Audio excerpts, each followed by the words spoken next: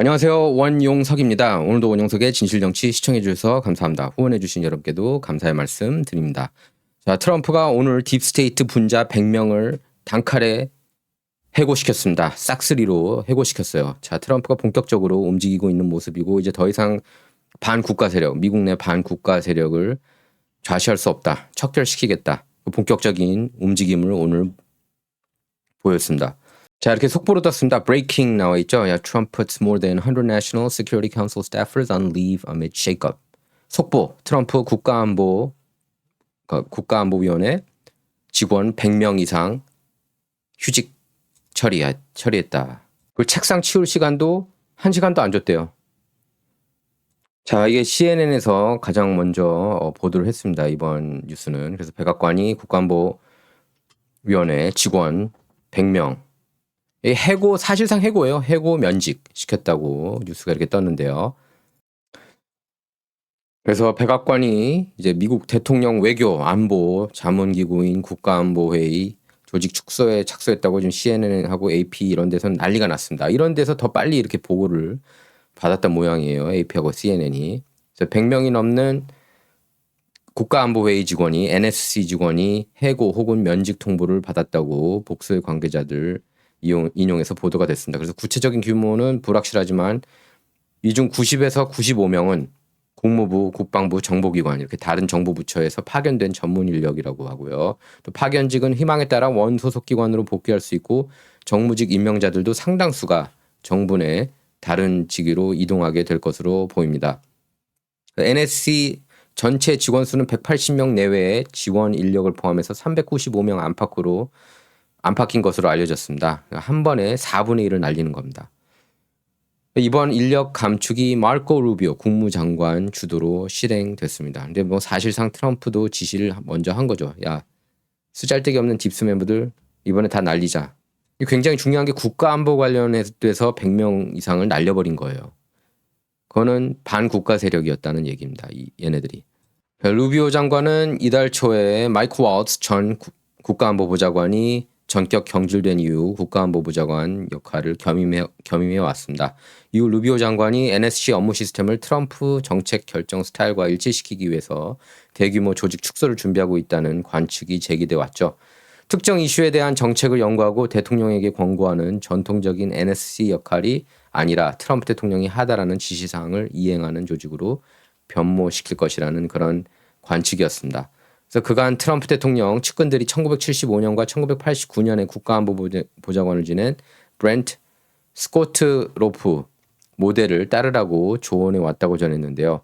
스코트로프트는 NSC 역할이 대통령에 대한 사적 조언에 한정된다고 보고 두 차례 임기 내내 소규모 조직을 유지했습니다. 그래서 1기 트럼프 행정부에서 국가안보보좌관 지냈죠. 로버트 오브라이언 그리고 NSC 비서실장 지낸 알렉산더 그레이는 최근 기고문에서 행정인력 제외하고 NSC 정책인력을 아이젠하워 정부 수준인 60명 규모로 줄일 수 있다고 했습니다.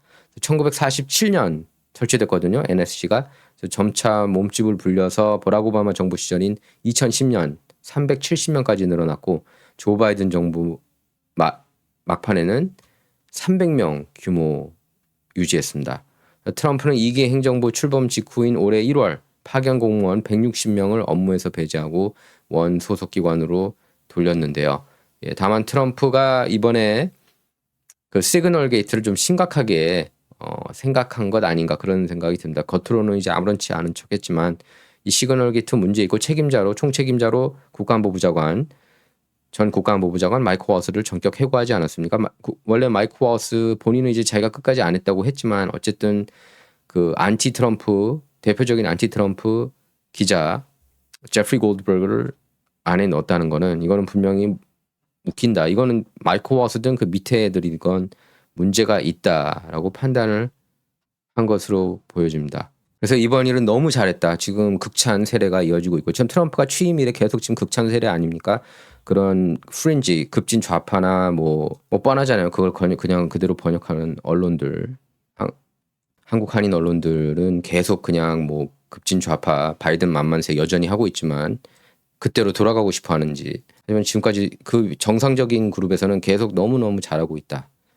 그런 것을 알 수가 있습니다. 지금까지 A+예요, 정말 트럼프는. 2기는 정말 지금 A+고 특히 이번에 이렇게 얘네들은 사실상 딥스테이트 멤버라고 해도 과언이 아닌 것 같아요. 여기 딱딱 축출시키는 거죠. 마르코 루비오가. 자, 그리고 트럼프가 아이폰 25% 관세에 삼성 이렇게 해외 생산 다른 기업들도 다 해당된다고 밝혀가지고 지금 또 난리가 났죠. 그래서 트럼프는 애플, 아이폰뿐 아니라 삼성 이렇게 해외에서 생산돼 미국으로 수입되는 모든 스마트폰에 대해 최소 25% 관세 부과할 방침임을 시사했습니다. 백악관 집무실에서 진행된 행정명령 서명 행사에서 해외에서 생산된 애플 아이폰에 대한 관세 부과 방침과 관련해서 한 회사만 특정의 관세를 부과할 권한이 있는지와 미국 기업을 겨냥하느냐는 그런 취재진 질문에 대해 관세 부과 대상이 더 있다. 또 삼성이나 제품을 해외에서 만드는 다른 기업들도 해당된다. 그렇지 않으면 불공평하다 이렇게 밝혔습니다. 그것은 아마 6월 말쯤 시작될 것이다. 우리는 6월 말까지 그것을 적절하게 처리할 것이다. 그렇게 언급하면서 스마트폰에 대한 관세를 내달 말부터 부과할 것임을 내비쳤습니다. 또 업체들이 미국에서 공장을 건설하면 관세는 없다. 이렇게 또 거듭 강조했고요. 트럼프는 미국 소비자들이 감당할 수 있는 가격으로 애플이 미국에서 휴대전화를 만들 수 있다고 보는 이유를 묻자 그들은 할 수 있다. 지금은 많은 것이 컴퓨터로 작업이 이루어진다고 답했습니다. 소셜미디어에도 올렸어요. 팀 쿡한테 최근에 기분이 나빴다고 그랬죠. 야, 왜 인도로 공장을 옮기냐? 미국으로 안 데려오고. 내가 관세 때리는 거는 미국으로 모든 제조업을 가져오라는 거예요. 지금 트럼프는 다른 국가에 그 제조업 나가는 것 자체도 별로 안 좋아하고 있어요. 베트남이나 인도 이런 멕시코 다 미국에 끌어들이기를 바라고 있습니다. 그래서 트럼프는 미국이 전 세계에서 가장 강력한 그런 제조업 강국으로 만들고 싶은 거예요. 트럼프 지금 목표는 그렇습니다. 그리고 사실 저는 가능한 시나리오라고 봅니다. 지금 사실 미국은 중국하고 모든 관계를 끊어도 자급자족이 가능한 국가예요. 물론 시행착오도 있고 뭐 그동안에 뭐 죽어나는 기업들도 없진 않겠죠. 하지만 장기적으로 볼 때는 이게 좋은 플랜이라는 것은 그건 부인할 수 없는 사실입니다. 그럼 지금 미국 전반에 걸쳐서 중국하고 모든 관계를 끊어야 되는 게 맞다는 목소리가 커지고 있거든요. 특히 이제 코로나 팬데믹 때 이후로 야 이거 중국하고는 안 되겠는데 거래하면 안 되겠는데 중국이 이렇게 전 세계적으로 전염병을 퍼뜨리고 우리가 제조업에 너무 중국한테 한국과한테만 의존했다. 벌써 그걸 겪었기 때문에 만약에 중국이 정말 뭐 계획적으로 이걸 퍼뜨렸다. 뭐 그런 음모론이 있지 않습니까? 그러면 이게 지금 역풍이 불고 있는 거예요. 이걸 통해서 트럼프를 끌어낼 수 있겠다 생각을 했는데 오판한 겁니다. 트럼프가 다시 돌아올 줄은 꿈에도 몰랐겠죠. 중국 시진핑이가. 그래서 스캇 베센트 재무장관은 난 우리의 가장 큰 취약점이 해외 생산, 특히 반도체 해외 생산이라고 생각한다. 애플에 들어가는 부품 큰 부분은 다 반도체이기 때문에 우리는 애플이 반도체 공급망을 더 안전하게 만드는 것을 돕기를 바란다. 이렇게 밝혔습니다. 또 앞서 트럼프는 반도체에 대한 품목별 관세 부과 방침을 밝힌 적도 있습니다.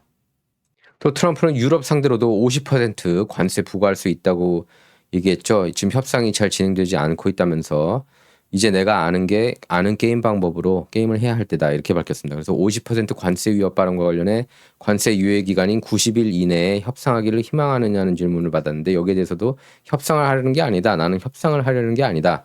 우리가 협상 내용을 정한다. 그것은 50%다. 그러면서 만약 그들이 공장을 미국에서 짓는다면 관세는 없다. 제조업 강국 되겠다는 거예요. 트럼프는 이것만 봐도.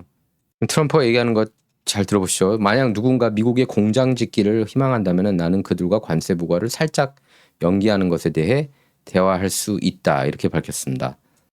그래서 트럼프는 이렇게 얘기를 했습니다. EU가 협상을 매우 하고 싶어 한다고 확신한다. 하지만 그들은 자세가 지금 바르지 않다고 제대로 하지 않고 있다. 이렇게 밝혔습니다. 그들이 하는 일은 미국 기업에 대해 소송을 제기하는 것이다. 그들은 이를 무기로 사용하고 있고 이것은 그들이 거의 자금을 모으는 메커니즘이다. 그들은 비관세와 다른 무역 장벽도 사용하고 있다. 비관세 장벽 얘기하는 거죠.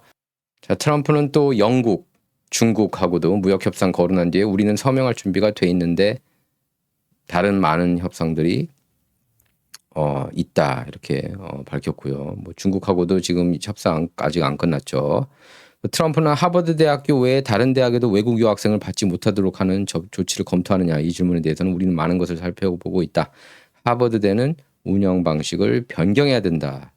이렇게 지적했습니다. 트럼프가 사용하는 휴대폰이 무슨 폰이냐 질문이 나왔나 봐요. 아이폰이냐 삼성 갤럭시냐 뭐 근데 아이폰이라고 대답했다고 그런다. 그전에는 삼성 갤럭시 S3를 예전에 아마 대통령으로 당선되기 전이었던 것 같아요. 그걸 썼었는데 보안상 이유로 아이폰으로 바꿨다고 그럽니다. 자, 메가 앨범인 진실정치 프로그램 통해서 구매하실 수가 있습니다. hnhkorea.com 들어가셔서 회원가입 누르신 다음에 추천인의 진실정치 할인 코드 W20 넣으시면 20% 할인 받으실 수가 있습니다. 100% 미국산입니다. 메가 앨범이는 100% 미국산이고요. 한국 병원에 납품 중이고 한국 의사와 약사들에게 큰 호응과 신뢰를 주고 있습니다.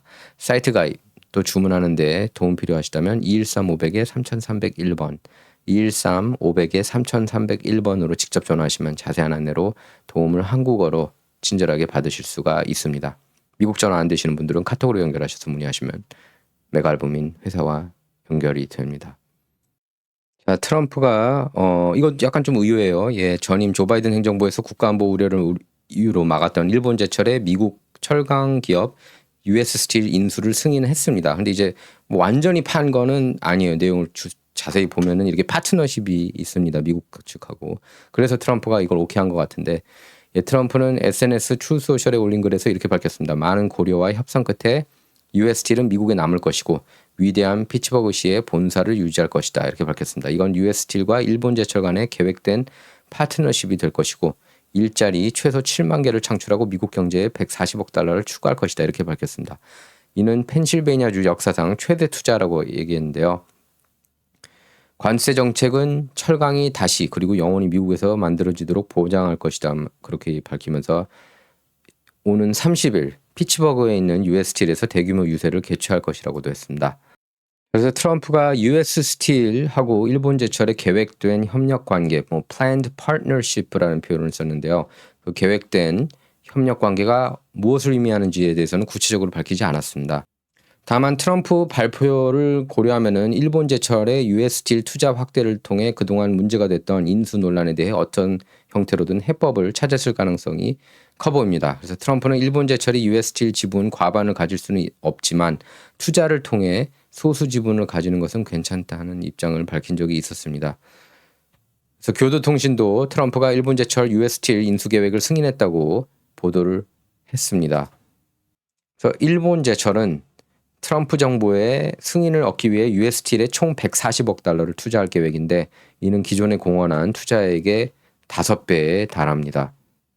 자, 그리고 페루에서는 이렇게 트랜스젠더를 정신병으로 트랜스젠더 성전 환자는 정신병자로 규명했습니다.